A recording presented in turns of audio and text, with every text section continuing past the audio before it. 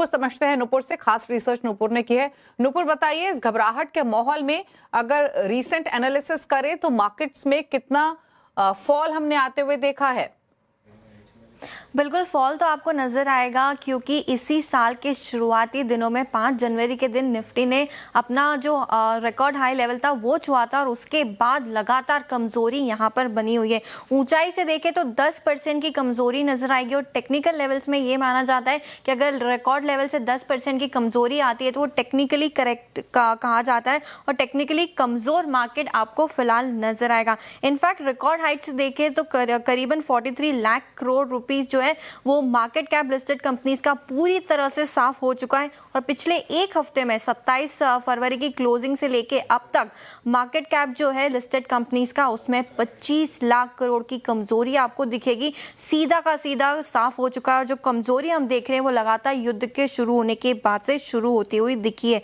पिछले 8 दिनों में देखें तो निफ्टी ने करीबन 5% की कमजोरी आपको यहाँ पे नजर आ रही है। निफ्टी बैंक में ज्यादा कमजोरी 8% नीचे, मिड कैप भी पीछे नहीं है, 5.5% आपको यहाँ पे ये इंडेक्स कमजोर दिखेगा और स्मॉल कैप देखे 5% नीचे आपको ये इंडेक्स भी नजर आ रहा है और सीधा सीधा इंपैक्ट वॉलेटिलिटी इंडेक्स पे भी नजर आता है। जब इतनी वॉलेटाइल मार्केट होती है तो देखिए 77% ऊपर ये इंडेक्स आपको ट्रेड करते हुए नजर आ रहा है। अब आपके लिए निफ्टी के जो टॉप लूजर्स है उसकी लिस्ट निकाल लेते हैं और पहले सेक्टोरल पे नजर डाल लेते हैं। पीएसयू बैंक, जैसे कि बैंक निफ्टी में ऑलरेडी करेक्शन था तो पीएसयू पीछे नहीं है, 11% नीचे। इंपैक्ट टूरिज्म पे आया तो 9%, निफ्टी का जो इंडेक्स टूरिज्म है वहां पे 9% की कमजोरी है।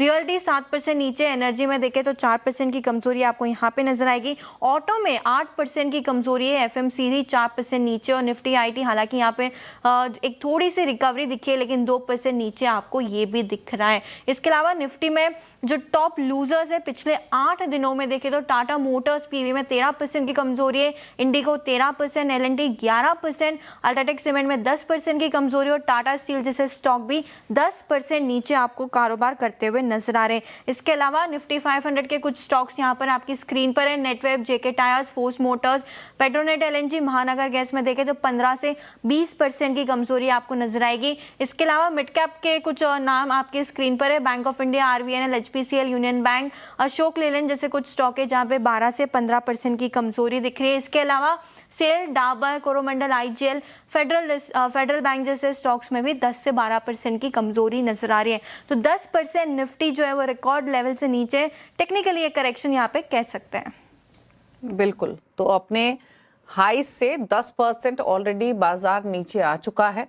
अब देखना ये है कि कैसे ओवरऑल जो इवेंट्स हैं वो अनफोल्ड होते हैं, कितनी और गिरावट यहाँ पर गहराते हुए दिखाई देती है। बट डेफिनेटली डर का माहौल बाजार में क्लियरली